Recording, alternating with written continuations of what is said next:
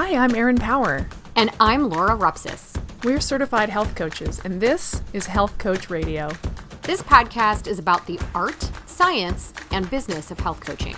We share our insider tips to help you become a better coach and entrepreneur. And we interview expert guests to discover how they've made it in this growing field. It's time for health coaches to make an impact. It's time for Health Coach Radio. Today's episode is brought to you by the Health Coach Success Virtual Masterclass. My co-host Laura and I worked hard to pull together this special online event just for you. It's a 5-day mini course in which we interview the best and brightest health coach and marketing experts on the planet to try to understand how they've become such great coaches and entrepreneurs. Included in the 20-plus expert interviews are some names you might recognize. Primal Health Coach Institute founder Mark Sisson, celebrity nutrition expert and New York Times bestselling author J.J. Virgin, author, cardiologist, and staunch health coach advocate Dr. William Davis, Michelle Liotta of Health Coach Power Community, Michelle Norris, CEO of Paleo FX and ID Life Nutrition, and many, many more. The Health Coach Success Virtual Masterclass is now available and totally free for a limited time. Check it out at primalhealthcoach.com/success. Today's guest is Mitch Webb, a health coach who's used food and lifestyle change in a miraculous way to encourage his own mental and physical health transformation. To be really real with you, Mitch's personal health story is out of this world, and once you pick your jaw up off the floor, you'll be more amazed than you were before about the resiliency of the human body, especially when good food, movement, and lifestyle choices are prioritized. Not only will you learn a lot from this chat, but you'll be inspired. The show notes for this episode and all previous episodes of Health Coach Radio can be found at primalhealthcoach.com/radio. Now let's get into the beautiful mess of healing from chronic health and mood struggles with Mitch Webb. All right, Mitch Webb, awesome. One of our own. Thanks for joining us. How are you today? I'm doing great. Thank you so much for having me. It's an honor. Oh my gosh, we love talking to health coaches, as you could tell, Health Coach Radio. We love picking through the stories of folks that started in something completely unrelated and are now out there doing good and coaching others. And you're a great example of that. So as always, we'd love to start with, I guess we call it like your origin story. You know, how did Mitch go from, I'll let you talk about where you came from, but where you were to where you are now?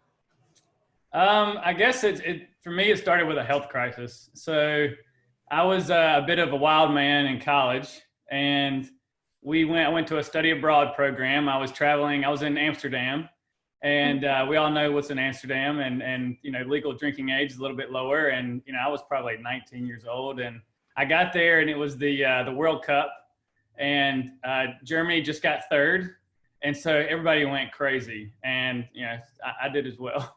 And I'm partying, drinking, and I fell 2 stories out of a window and hit my head. Wow. And had a bad traumatic brain injury. I developed autoimmune psoriasis all over my body. And then I also started having panic attacks. And, couldn't sleep at night. I remember going, and I didn't do anything about it. I thought I had a bad hangover. I was having out-of-body, vertigo experiences and things like that. And just, thought it was a bad hangover. And so didn't really say anything until I got back to the States. I'm like, Mom, Dad, something's going on. Like, I've got this tightness in my chest. I have a really tough time a tough time sleeping without having some alcohol to go to bed.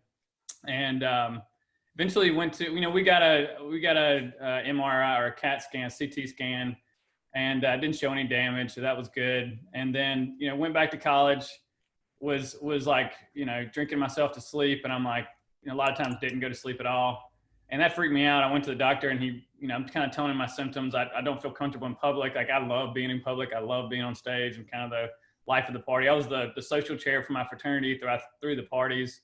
So I was a very social person, and I just felt very uncomfortable. I would drink beer, several beers before I went into a party just to interact with people. And this doctor writes down on a piece of paper, "You have anxiety." And I went, what the hell is that? Like, I didn't even know what that word was. And placed me on, Klonopin, Xanax, that kind of stuff. My friends started calling me Blackout Mitch. I'd have a beer or two and I'd just be falling down and stuff. I didn't connect the two. I didn't know what an antidepressant was, or I guess it's not an antidepressant, it's a sedative. But it made me sleep better. So I think, there's a time and a place for those, but ultimately the goal should be to get off of them. And I went into corporate America a couple of years later, and the stress of that situation, had to take more medication. But about that time I found, the paleo diet and Mark Sisson, and I found bulletproof coffee. That was something that really helped me. The first time I had bulletproof coffee, a guy came into the office and he's telling me about bulletproof, and I'm like, what is it? You put butter in your coffee? I'm like, no way, dude. Like, I'm not putting butter in my coffee. And I remember Dave at the time, Dave Asprey was saying, hey, put a half a stick in there if you're used to eating a lot. And, that was me. Wow. And, but I didn't know that Kerrygold comes in the blocks, right? So it's like 2 sticks. Yeah. And so I thought a half a stick, it was an entire stick of butter. And so I like blend it up. I drink it. I'm like driving around all day waiting to have a heart attack. You're thinking, this is delicious. Yeah. I'm like, man, I'm not hungry, and I didn't eat until dinner, but something happened that afternoon. I would imagine like insulin blood sugar got low enough that maybe I got into some level of ketosis. And I remember calling my mom and being like, Mom, I was more present than I've been in years. And I'm like, Mom, I don't know what happened. I put some freaking butter in my coffee. I feel amazing. I love you. I don't think I'm doing too good right now. She's like, you're crazy. And, so I kind of went into this, I knew that diet, I knew that nutrition could help a lot. But then I moved into a house that had chronic black mold in it. And so I lived there for 3 years without knowing about it. Clemson University said it's one of the worst cases of black mold they've ever seen. It was a beautiful home. All the doctors were telling me, hey, there's mold in your house, or you've got Lyme disease. And, but I didn't believe that. And so I found the mold eventually, but along those way, at the same time, so when I started moving to the house that had black mold, I quit sleeping altogether. And I started, reaching out to people for more Xanax, like, friends and things like that. And before you know it, I'm buying like a big bottle of pills, and I'm staring at the ceiling at 4 o'clock in the morning. And it's not working. And so that scared me enough to reach out to somebody. And I was doing like, neurofeedback. I had a health coach at that time. We were just looking at some gut stuff, had a lot of candida. And thank God, the lady that was doing neurofeedback said, hey man, it sounds like you got Lyme disease. And so she sent me to an integrative doctor, and the integrative doctor sits down with me, and I'm like, hey, I'm freaking out. I'm taking this medicine, and I don't know what my life's going to look like in 10 years. Right. And so after 3 hours of talking, she's like, look, man, I don't think you have anxiety. I think there's a deeper issue here. And found out I had Lyme disease. I had heavy metals that were off the charts. The mold exposure was a big deal. Chronic fatigue, debilitating anxiety. I was 75 pounds heavier at the time. The thing was, though, that the doctor didn't understand how to do detox correctly. So instead of using binders and catching some of these toxins, mainly because of and a big part of that was my blood-brain barrier had been broken. And so at nighttime, instead of catching those toxins, it's redistributing into my brain and going deeper into neural tissue. And so I got Mad Hatter's disease. They're giving me IV chelation and no binders. They were giving me chlorella, which is not even a binder. And so they helped me a little bit, but they helped me get out of the woods. They helped me understand what was going on. At the same time, like working for my family business was getting tough. And I was realizing that I wanted to help other people, because I would be in these Lyme doctors' offices and I would see people in really nasty situations, and I was trying everything. And I'm like, instead of really focusing on me or going into the chat rooms and seeing like, what are these people dealing with? I focus on other people, and I'm like, hey, what's going on? Like, how are you feeling? Like, what are your symptoms? And I'm like, oh man, I had that. Try this, this, and this. It really helped me. And then why don't you call me in a couple of weeks and tell me how it's going? And like, let's stay in touch. And so I'm sharing this with a local chiropractor. And he's like, I'm like, dude, I want to do what you do. I could tell he was in ketosis, right? He's like talking really fast. I'm like, you're taking ketones and you're in ketosis, right? And he's like, oh yeah. I'm intermittent fasting. And I'm telling him, like, I really have this calling to do something with health and wellness. I want to help other people, but I don't know what that is. And he's like, dude, you're a health coach. And I'm like, what is that? What's a health coach? And he's like, look, go get your certification. I know you've heard of Mark Sisson and Mark's Daily Apple. I'm like, of course. And he's like, you got to take their course. And so, I looked at it. It definitely resonated with me the most. I took the course. We were going to open up like a recovery business, like, cause I was really into all the gadgets and things that were helping me, like, you know, neurofeedback, cold therapy, hot, I mean, all different kinds of stuff, infrared saunas. I had a hyperbaric oxygen tank at my house for a while, and that never came to fruition, but the health coaching took off. And so as soon as he said, like, I'll hire you here, I'll start sending you my clients, I was like, I'm out. And so I left like a 6-figure income, a multi-million-dollar company, you know, and a lot of promise, and to hopefully help myself recover, because I knew I wasn't going to heal in that state. I wasn't going to heal with that much stress.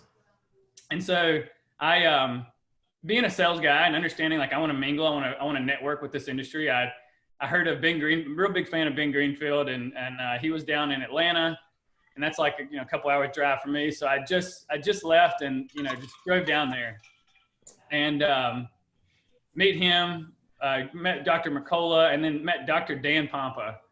I don't know if you know Pompa, but he's a heavy metal detox specialist, real big into keto fasting. And I was trying to do the keto thing. I just feel like I could never do it right. And so he gets on stage and shares his story of overcoming these heavy metals and what he's done for his clients. And nobody had ever spoke exactly to what I was dealing with. And I'm like, I'm there to like shake hands, and I am like a mess in the corner, like just crying my eyes out. And I'm like, oh my God. And he takes on clients, he takes on the tough cases. And I'm like, there's no way that I'm the tough case, but I'm going to go talk to this guy. And so I'm like wiping my tears. I'm like, dude, you got to help me. Like, all this resonates big time with me. And so, he told me I only work with tough cases. Like, send some information in. We'll have like a consultation, and then I might shoot you to somebody in North Carolina, because that's where I'm at. Or I might take you on. And so he ended up taking me on. We worked together for 9 months, found out I had fatty liver, non-alcoholic fatty liver, was not able to make ketones, still had Lyme, still had mold to detox. So I chelated heavy metals, for the next 2 years.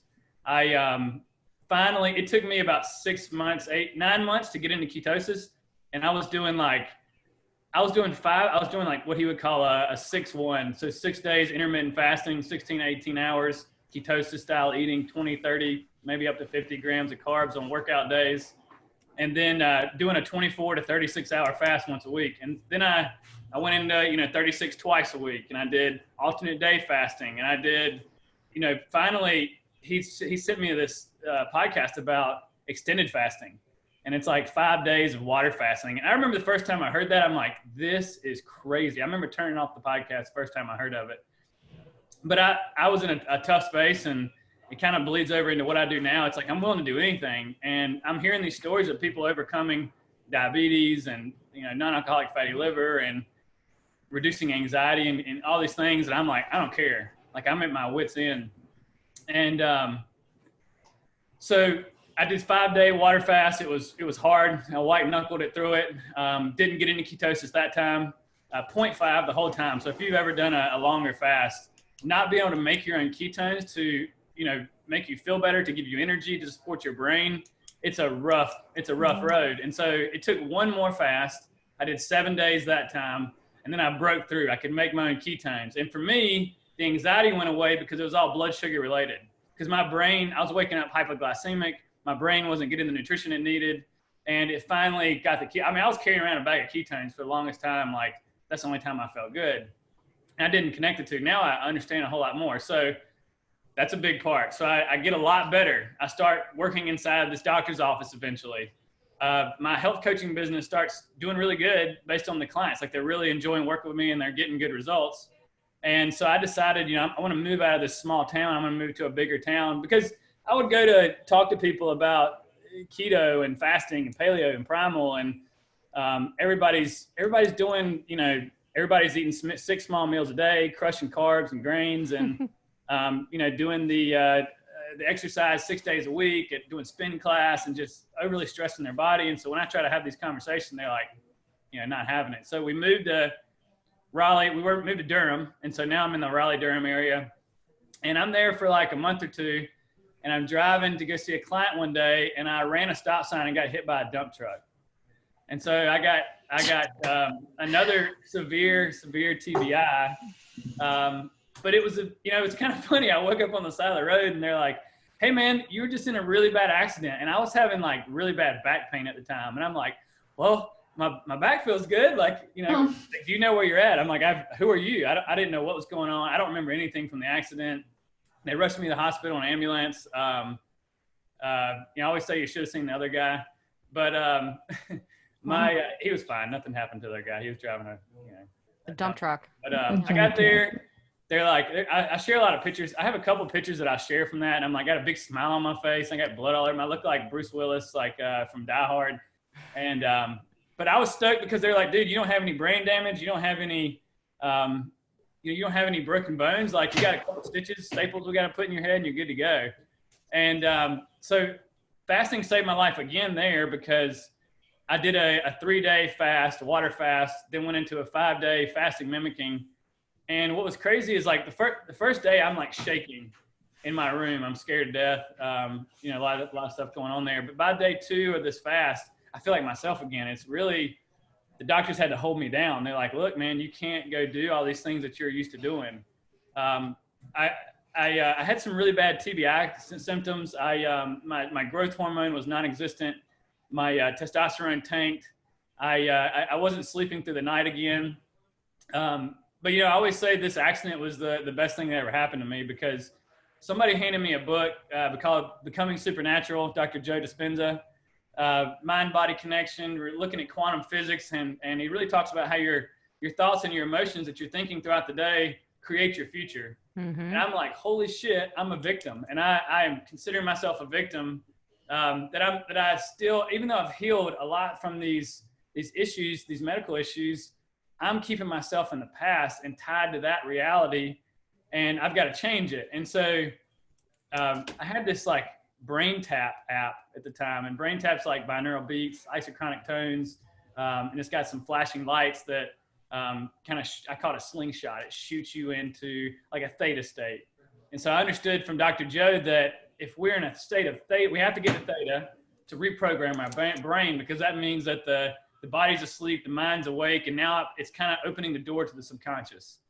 And if I got to basically tell it what I want. And so I'm in this new area, and so I just want to start small. And I'm like, all right, I want like-minded people, I want friends, and I want business opportunities.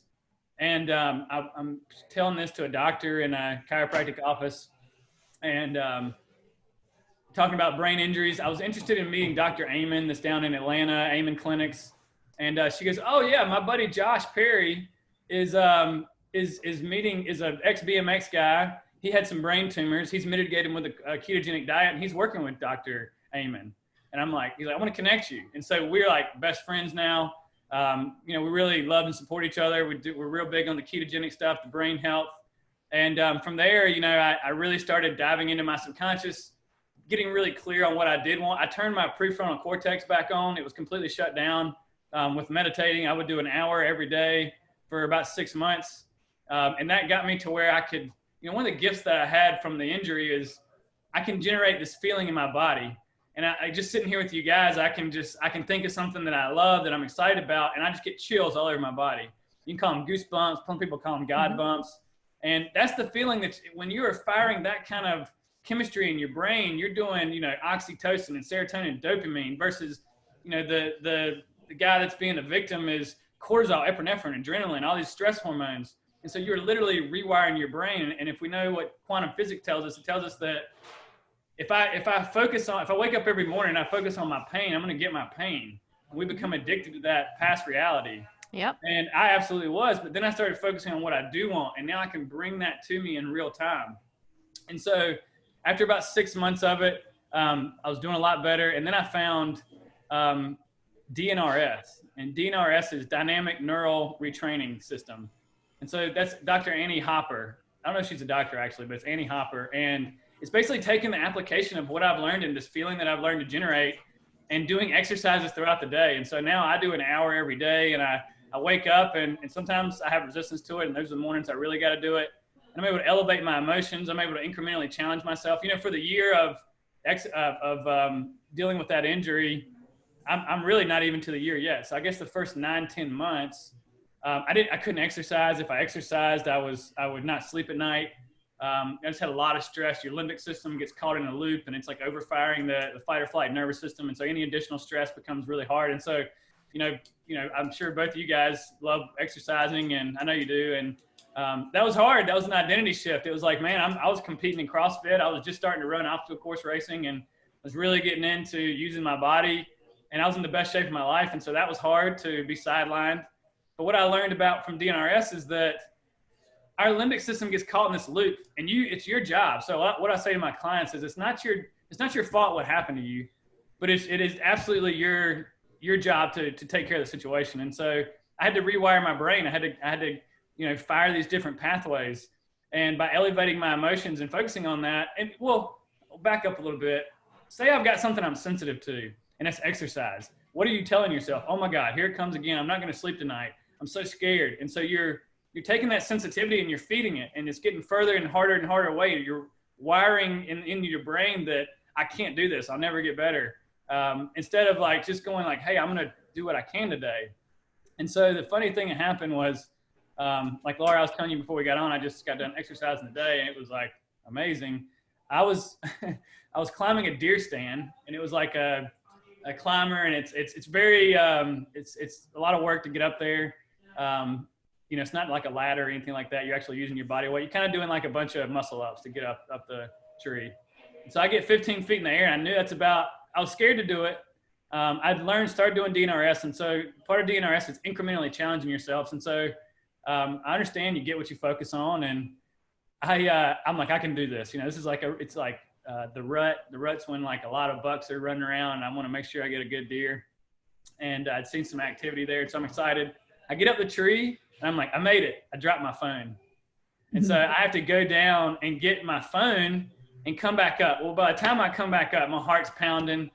All the alarms are going off like, hey, you're not going to sleep tonight. And I'm freaking out. But I remember my training, and I didn't focus on it. I just did something else. Like I did some work or something while I was sitting in the tree. I ended up shooting a deer.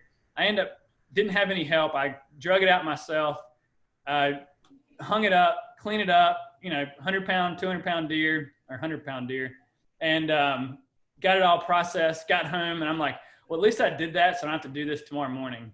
I slept like a baby, and it was all because I didn't give that energy anymore. And I woke up like, oh my God, I just tapped into something.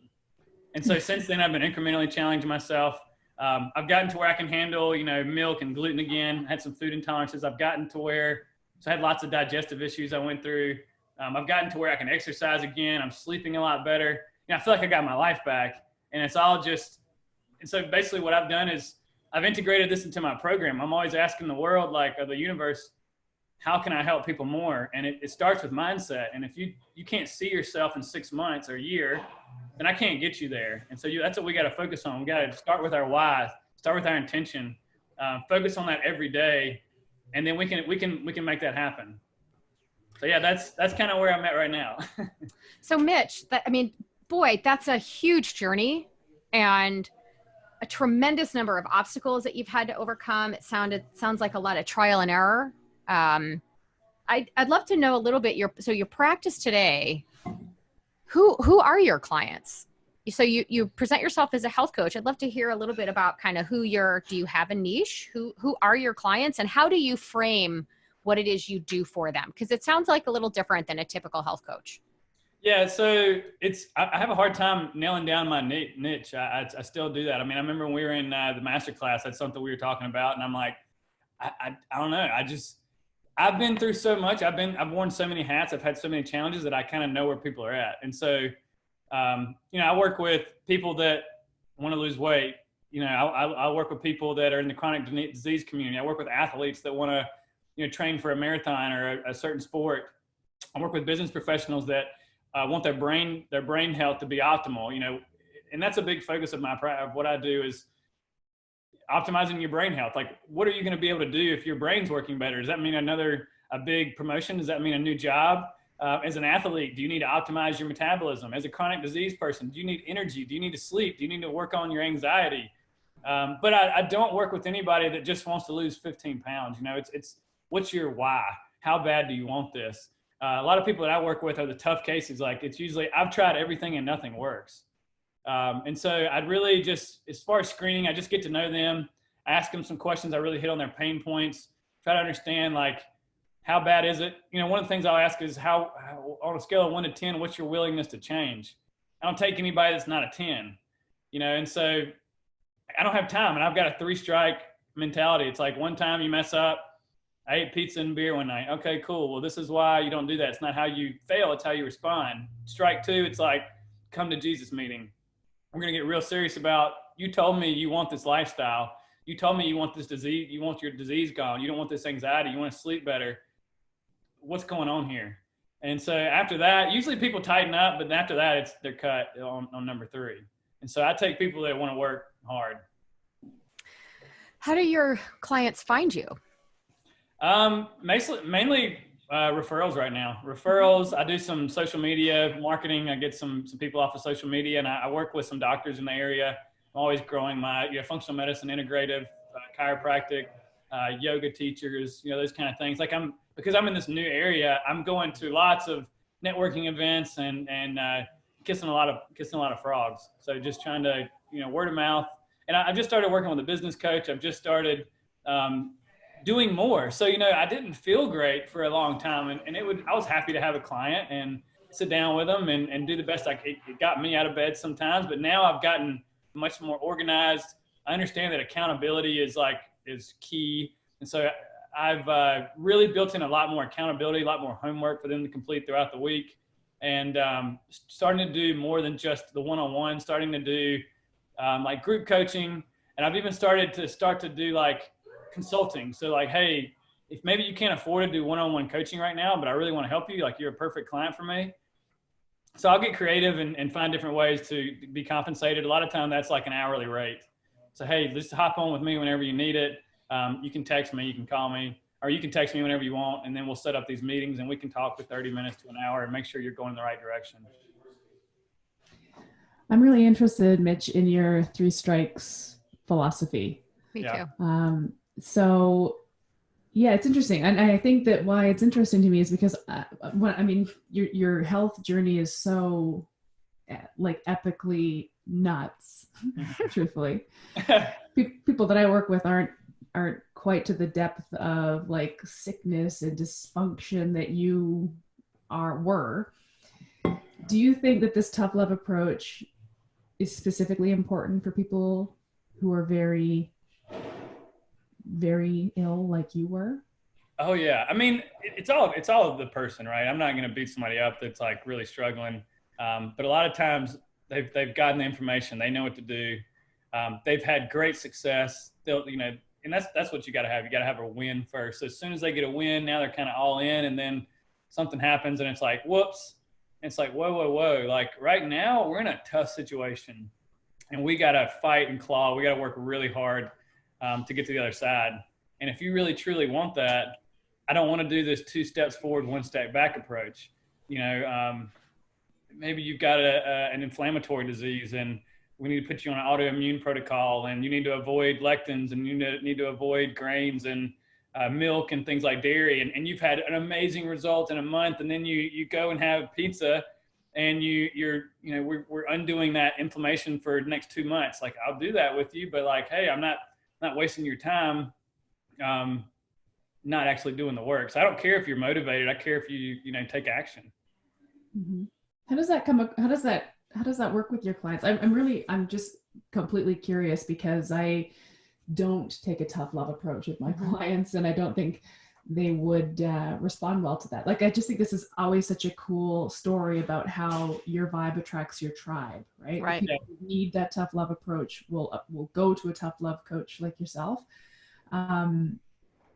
Like, is there ever butting of heads? Is there arguments? I'll be honest, Aaron, I don't even have to go there that often. Okay. It's not a big thing. Like, I've had maybe, I can count on like 1 or 2 hands the people that I've had to have the second conversation with. I've probably kicked out 3 people the whole time I've been doing this.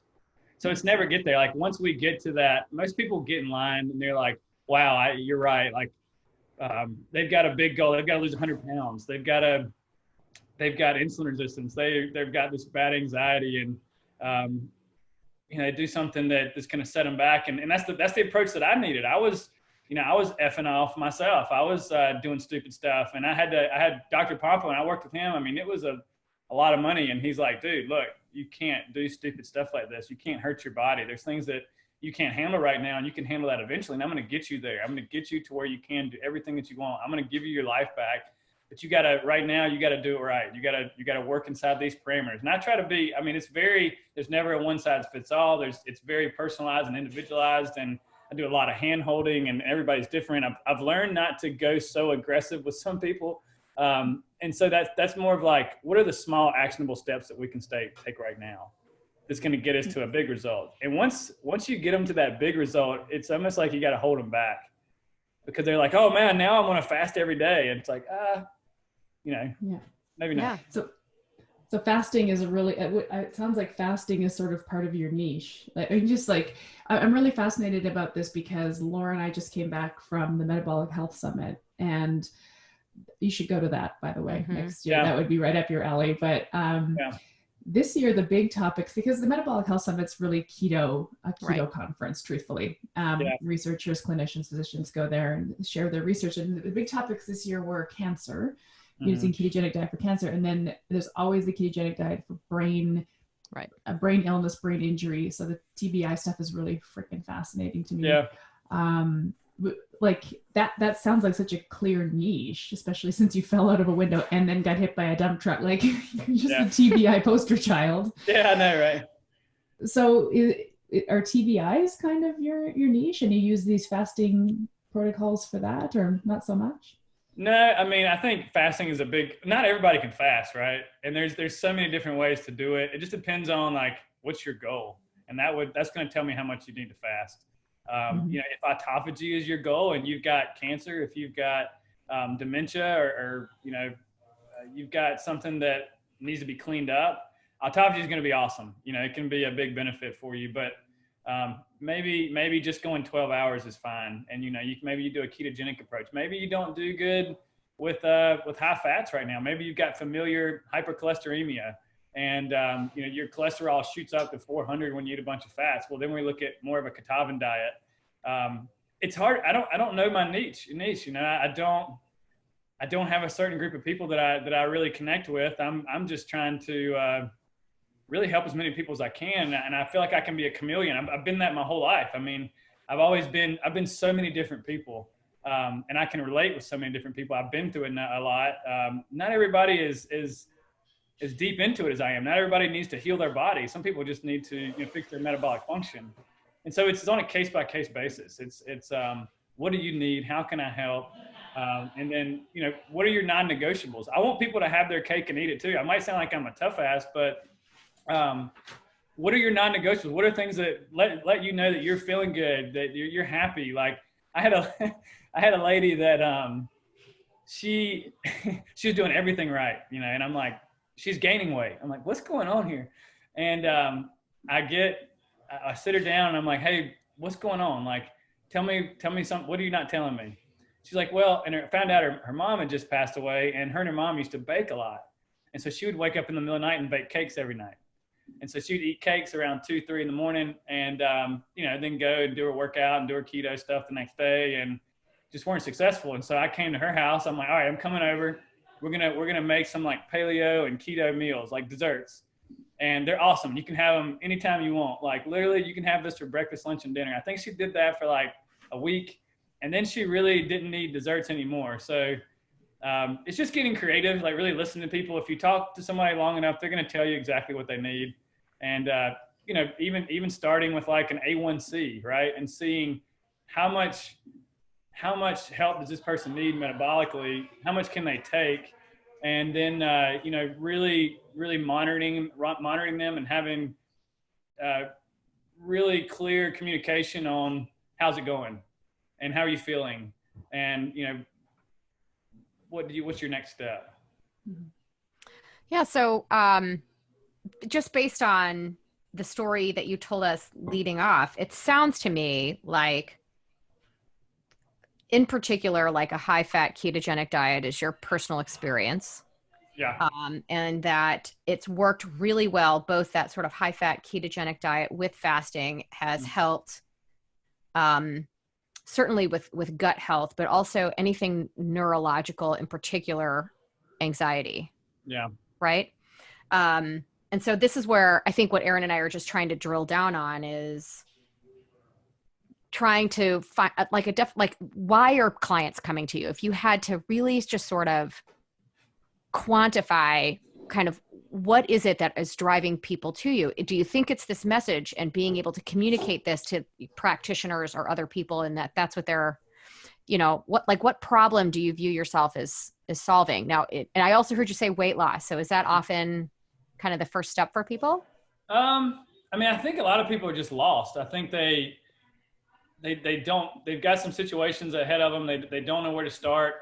They've seen my story on social media that I've overcome a lot of challenges, and they're like, hey, can we just hop on a call and have a quick conversation? Yeah. And, a lot of those are weight loss, and that's where we start. But we uncover there's a lot of, if you're doing everything right, you're not losing weight like I was, you're not feeling better. Maybe you've got some toxin issues. Maybe you've got some things upstream that we need to detox and get out. Now, I'm not a doctor. I'm not going to act like I am, but I'm usually in connection or in communication with a doctor. Maybe they send them to me and they're like, hey, this person's got type 2 really bad. They don't know where to start. And I don't have the time or the resources to spend coaching this person on every day of what they need to do and how they need to get better and the reasons for doing that. And so I think the problem that I solve is overworking, overwhelming, and then just providing some guidance on ketogenic is definitely a part. It doesn't have to be everything. I try to do a lot of diet variation. So, maybe we're starting off with like a paleo, if it makes sense for you doing the keto thing. And then after that, let's learn how to be metabolically flexible. Even myself, I mean, if I'm doing a ketogenic diet, it depends on what works for you, like individualizing that diet for you. I mean, if I'm exercising, I'm going to have, 50, 75 grams of carbs a day. I'm going to have that, sweet potato at nighttime. But that's because I've done a lot of tracking and I know what works for me. And I've seen the blood work, and, it kind of takes an army of different people to help you. And a lot of times that's me and a doctor and, a good network around you as well. Yeah. Yeah. So what is your client experience like, right? Someone reaches out to you, whether it was via referral or saw you on social media, and they think, I need to go talk to that guy, right? Yeah. What's their experience like? What is your first session like? And, and how does maybe your program unpack from there? So, I always do a free consult. I'll have people reach out, I want to talk to them for 30 minutes, 60 minutes, and I really go over the pain points. And I want to understand what's causing stress. Where does this show up in your life? What happens if you don't change this in the next 6 months to a year? What does life look like then? Now let's back up. And it sounds like you're dealing with X, Y, and Z. What happens if I can create a program in 6 months that helps you look, feel, and perform your best? And, what does that look like? Paint me a picture of that. And then from there, I get into, how willing are you to change? Are you a 10? Are you a 9? Mm-hmm. What would it take for you to get to a 10? And then, if it's a good fit, I'm going to start trying to get them to sign up for my coaching program. And even if they're not a good fit, I'm going to point them in the right direction. It sounds like this is going on. I would talk to this doctor. I've got a nice network that I'm growing here in the Raleigh-Durham area. I'm going to send you to a doctor, functional medicine doctor, get some blood work, get some labs, check out this book, check out this podcast, and then give me a shout back. Maybe now it's not the time. But if we're going to work with a client, we're going to get started, pretty soon after that. First week is mindset. Let's create a mission statement. I will so that. And so I will, we want to go from I want to I will. So once I start really focusing on, I'm going to have this goal and I'm going to do it so that, like, everybody wants to lose 15 pounds. But if you want to lose 15 pounds so that you can pick your kids up, so that you can, fit into those jeans, or, it's got to be a strong why. So we get clear on our mission statement, and right off the bat, we'll start. It depends on the person. Maybe that's all we need to do. Maybe we start doing some meditation or walking or whatever that is, drinking water. But a lot of people start with like a metabolism reset. So it looks a lot like the primal course. And then basically what I've taken is the primal course and then built that out and add different things that, that really helped me. It's kind of the roadmap that I wish I had 10 years ago. And it goes from everything from, morning and evening routines, stress management. Eventually maybe we're looking at the keto, the fasting stuff. We'll get into some exercise. We're looking at, what's high intensity interval training, what's strength training, what's chronic cardio, looking at recovery tactics, eventually maybe doing some fasting there, ketogenic stuff.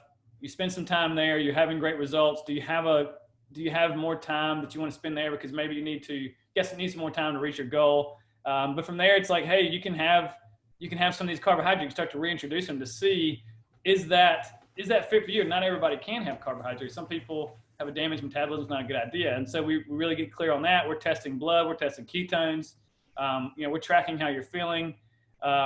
Some people need like detox protocols. So one of the ones that I just got done doing was the Colorado cleanse. So it's like a liver gallbladder flush. And I'm doing the Dr. Terry Wall's, the autoimmune protocol. It's autoimmune keto basically. And so, what are your goals? And it's like, once I've got you through, I try to do 6 months. I was meeting with people every week, throwing like 12 weeks of stuff at them, every week for 12 weeks. And that was just overwhelming. It's like you're drinking from a fire hose. Mm-hmm. So now it's more about, hey, here's this topic. And what I've done is I created like PDF. It used to be, I just sit down with people and I'm like, yo, what's going on? And I just kind of shoot from the hip. But then, and that's how I am. And so I got more organized, started creating like a 12-step program. So they're going to go these 12 steps. But then it's like, if somebody gets introduced to a new topic on Monday and they don't try something until Thursday, and then it's Monday again and they're just hitting their stride and they're ready to get another curveball thrown at them, this doesn't work. So it's really like, I went to bi-weekly coaching.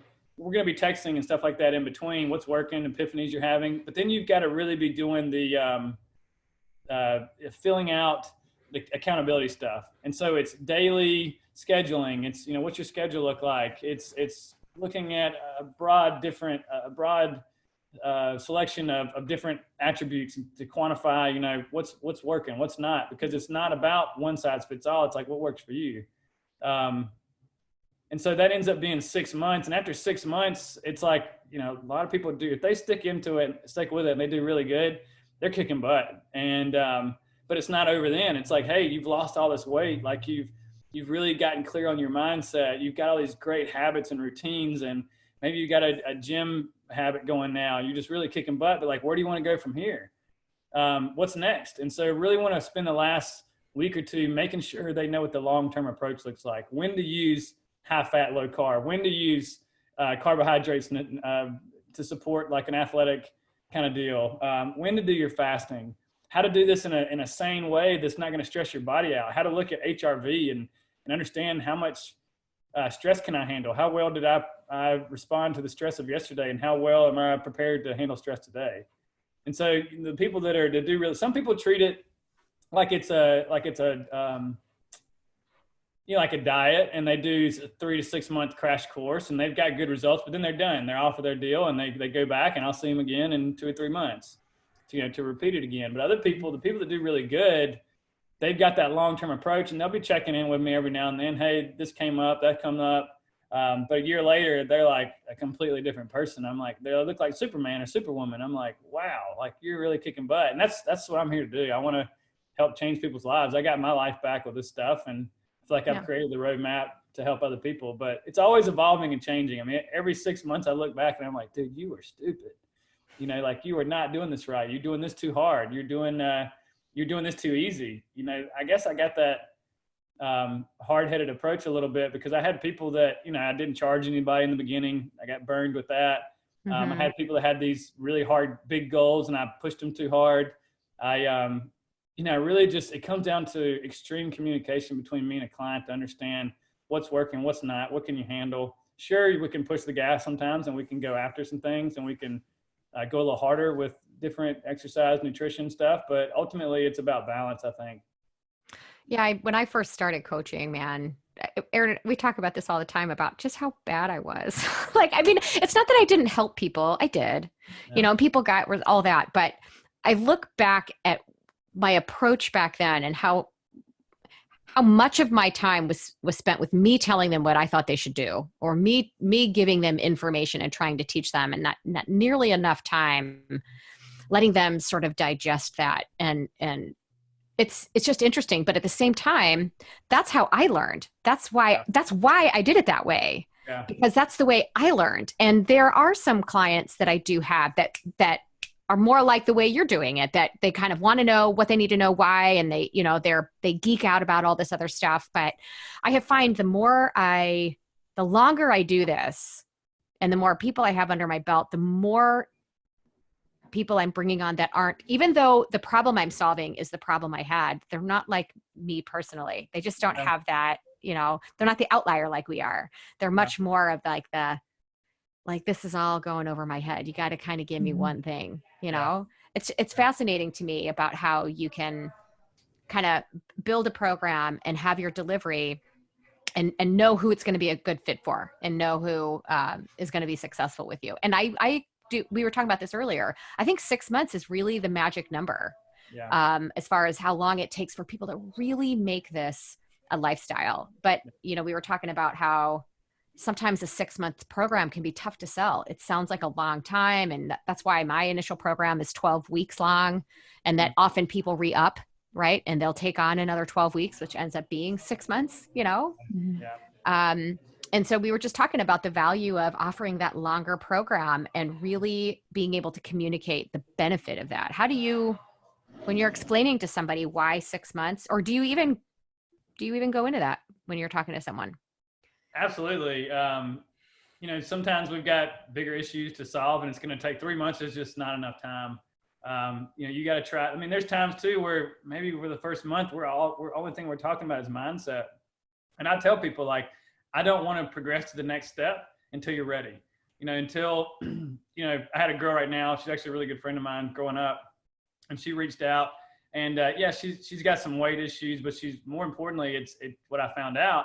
She hired me for weight, has PCOS, has some other things going on hormonally, and what really came out was the mindset. And so when I started throwing some of this mindset stuff at her, she's just like, oh my gosh, like I feel like a crazy person. Like I'm becoming aware of my thoughts, and I realize like it's me, like I'm the one that's doing this. And so I'm like, look, we're going to pause right here. We're going to keep talking about this. So I give her more resources every time, trying to explain a little bit of science there, trying to give examples of myself and other people. And then it clicks, and she's like, second week around, she's like, oh my gosh, like I finally understand what you're talking about. I'm like, let's take one more week, keep doing this for one more week. So when she comes back on week 3, we're not even talking about food, we're talking about mindset. But if your body is constantly stressed out, your cortisol's so high, you're not going to burn fat. It's not going to happen. And so, just kind of working through those different epiphanies, those small goals.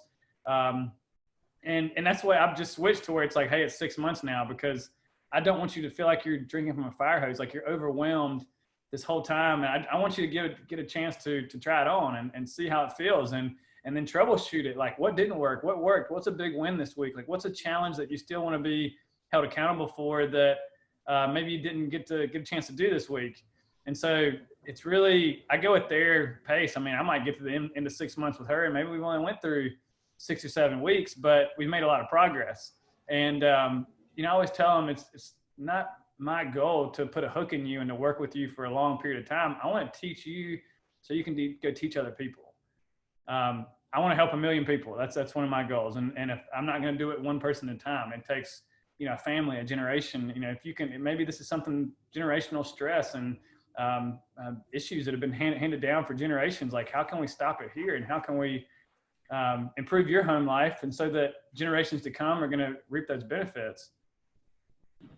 Yes, we're in a bit of a generational tailspin as far as health is concerned. And that's, I don't know, I feel really optimistic when I talk to folks like you, Mitch, and a lot of other people we get on this podcast, because I just feel a sense of optimism that we are reprogramming people. That's a weird way of putting it, but we're, a big part of what health coaches do is educate and enlightening our clients that there's a completely different way that they may not have been generationally exposed to. So I really want to commend you for doing that. And when you were describing some of the stuff that you've personally dabbled with to overcome your health issues, it all sounded very complex. And I was in my mind I was wondering, like, how does a health coach teach these really complex things to coaches? But it's just like teaching the simple things. Either way, whether it's simple concepts or complex concepts, you break it down into the pieces that you're sensing your client can handle. And so that's really why I think it's important to remember as health coaches that what we offer is relationship and really connected with the client that's in front of you. So very cool. But I wanted to talk about the Joe Dispenza stuff because mindset is clearly such an important part of change. And I had been reading not his stuff, but I'm trying to dabble into this mindset reprogramming stuff. And I finally had somebody who explained it to me in a way that I could understand, that my thick brain could understand. So basically, I had to write it down because it's not totally there yet, but tell me if you think this is accurate, if you work your clients through this. So your thoughts become your actions. Your actions get you results, and those results form your beliefs, and then your beliefs reinforce your thoughts. So for example, I think running sucks. So therefore, I'm not going to run. And the result of that is I'm not going to have good cardiovascular health, or I'm not going to do well in the marathon I signed up for, or whatever. And then my belief becomes, see, I'm not good at running. And then I just circle right back. So I'm not good at running, therefore running sucks. But I use running as a very simplistic example.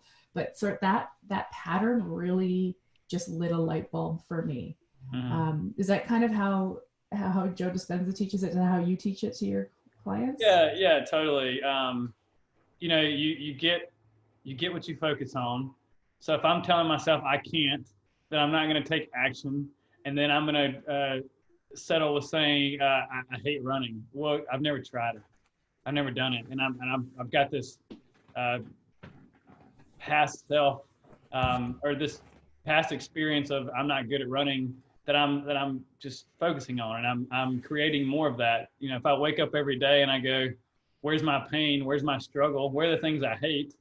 Then I'm going to get more of them. I'm going to avoid them. And I'm going to drive that neural pathway deeper into my brain to avoid it, that I suck at it. It's not worth it. I'm not good. And, your brain, your subconscious doesn't hear run, and it doesn't, it's always listening. Right. And so if you're focusing on not running, you're not going to run, but if you're telling yourself, this is the goal that I want to run a 5K and it's going to take these actionable steps. Well, you got to see yourself crossing that finish line. And it's more about feeling what you expect to feel when you reach that goal. So yeah, it might suck the first day. And running I don't like running. I hate running. But if I'm gonna say that, I'm never gonna cross that finish line and be victorious. I have to focus on the end result. I have to focus on, crossing the finish line, arms in the air with like a big smile on my face. I mean, for me, like sleeping was always tough. And I would be so scared to get close to the end of the day, and I'd be like, oh my God, I'm not gonna sleep good. What do I need to take some GABA? Do I need to take magnesium? Do I need to do this? I do all these pills, protocols, potions, and at the end of the day, I just need to focus on me, like waking up tomorrow morning refreshed and happy with a big smile on my face. And I'm going to get more of it. Oh, I like that. I like that too. As you were talking, that's actually a way better example than the running example was. That's good. The sleep one was good. But as you were telling that story, I was thinking we had interviewed one of your fellow alumni, Rachel Barber. I don't know if you follow her. She works with sort of these chronic mystery illnesses with women. And I know one of her philosophies is you're not allowed to talk about your symptoms here. We give it some kind of generic, we refer to it as it.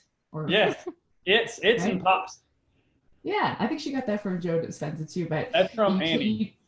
Oh, is it? Okay, yeah. And you can't talk about your symptoms, that you can't, they cannot be spoken. And I think that's a really important aspect too. I was thinking about a client of mine who I just took her on yesterday. I onboarded her, and she came to me for weight loss because that's what I do.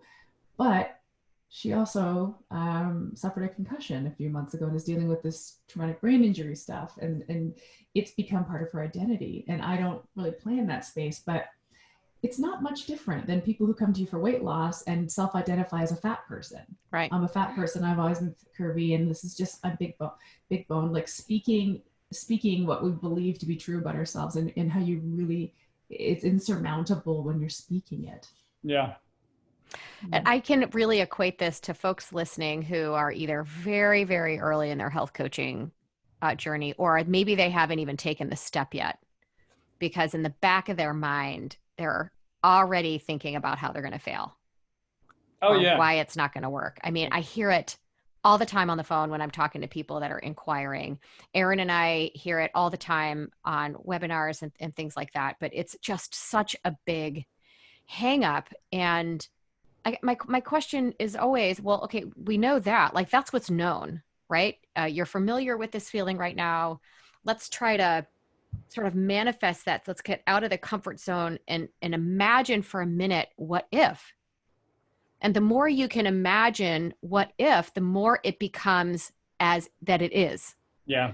And then you start to take those action steps to get there. And so, and anybody listening here, these techniques that Mitch is using with his clients are techniques that you can use for yourself to help get yourself to the next level. Because here's one thing I noticed here too, Mitch, is that you knew you wanted to be a health coach and started making steps in that direction before you were fixed or perfect. Oh, yeah. Right? You didn't wait until everything was figured out and you were like the epitome of health in order to be able to help people, because you knew you had something to share.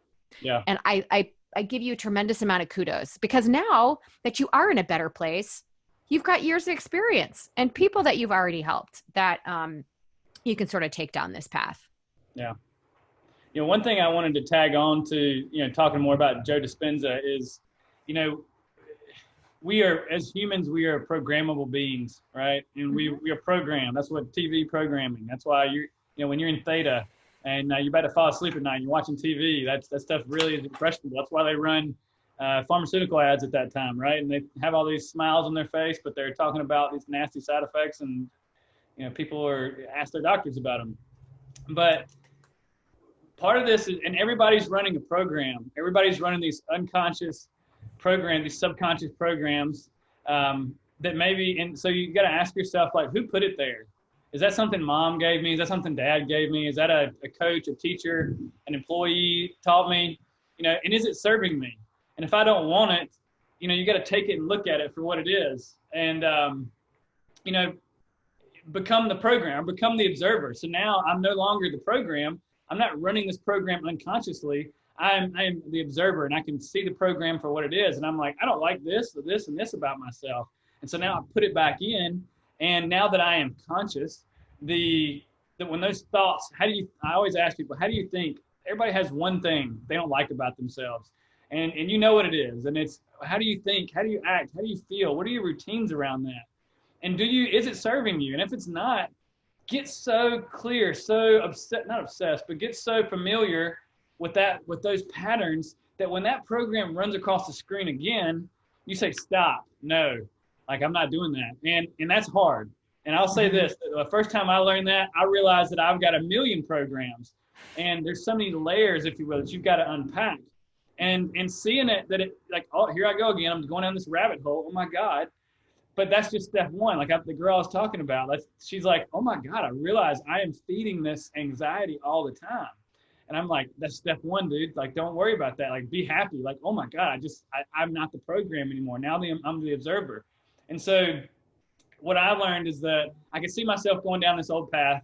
I'd be like, stop, Mitch, come back, dude. Like, and I would get even more mad about that because I couldn't stop it. And so what I learned to do is, you've got to generate that feeling. Like, what is gratitude, love, joy, compassion, friendship? What do those feel like? And the way you know that you're tapped into that feeling is the hair on the back of your neck's going to stand up.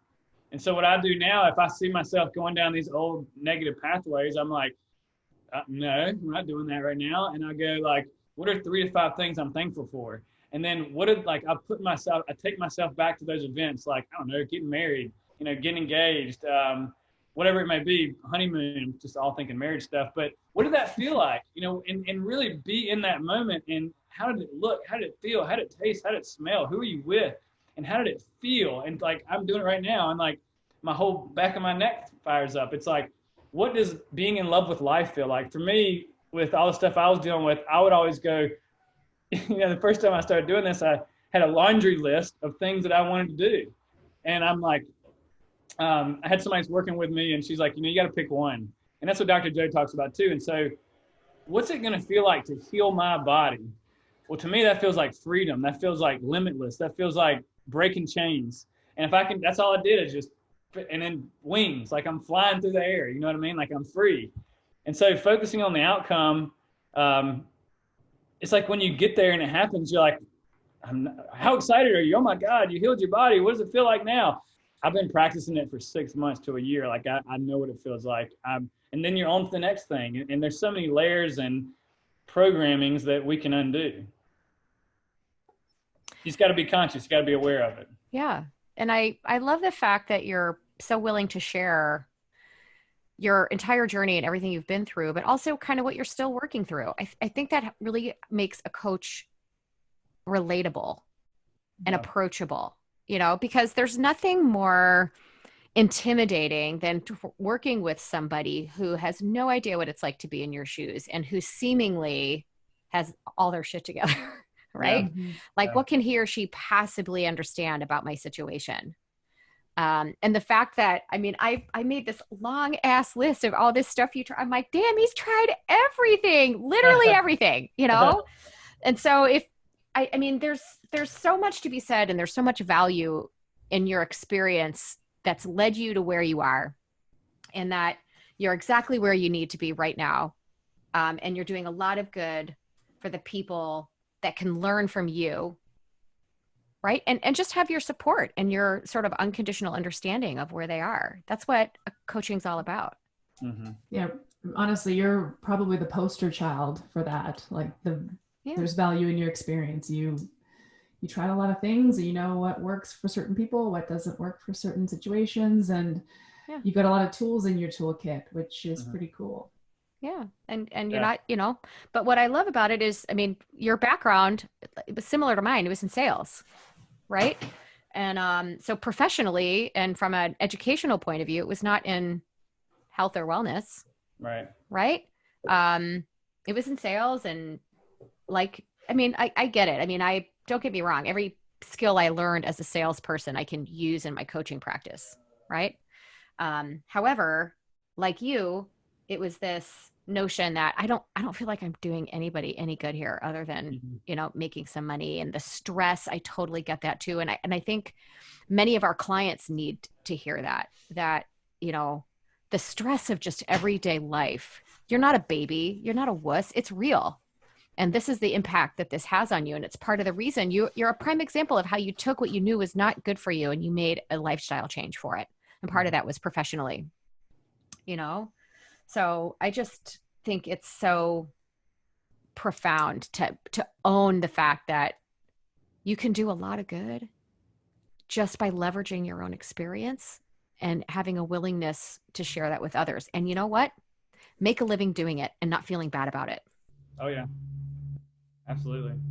Thank you guys so much. That means a lot to hear that from you guys. Yeah. I look up to you guys and followed you guys for years, and my underlying message is you can heal yourself, right? Mm-hmm. It's going to take, maybe the first thing works, but sometimes it takes a lot of trial and error and determination, and you can have it if you know the goal and you know what you want and you take action every day. I always tell people, I don't care if you're motivated. I care if you're going to take that action. Like, let's figure out what works for you. Awesome. Wow. Awesome. Thanks so much, Mitch, for sharing your story. Yeah. Absolutely. Thank you guys for having me on. It was a lot of fun. Very compelling, very wild and crazy health journey. So if folks want to connect with you and learn more about you, where can they do that? My website is www.primallift.com, and my username Instagram is Primal Lift Coaching. So that's awesome. Two good places. I think my Facebook is the same thing, Primal Lift. Awesome. Check it out. Thanks, Mitch. Absolutely. Thank you guys. This podcast was brought to you by Primal Health Coach Institute. To learn more about how to become a successful health coach, get in touch with us by visiting primalhealthcoach.com/call. Or if you're already a successful health coach, practitioner, influencer, or thought leader with a thriving business and an interesting story, we'd love to hear from you. Connect with us at hello@primalhealthcoach.com and let us know why we need to interview you for Health Coach Radio. Thanks for listening.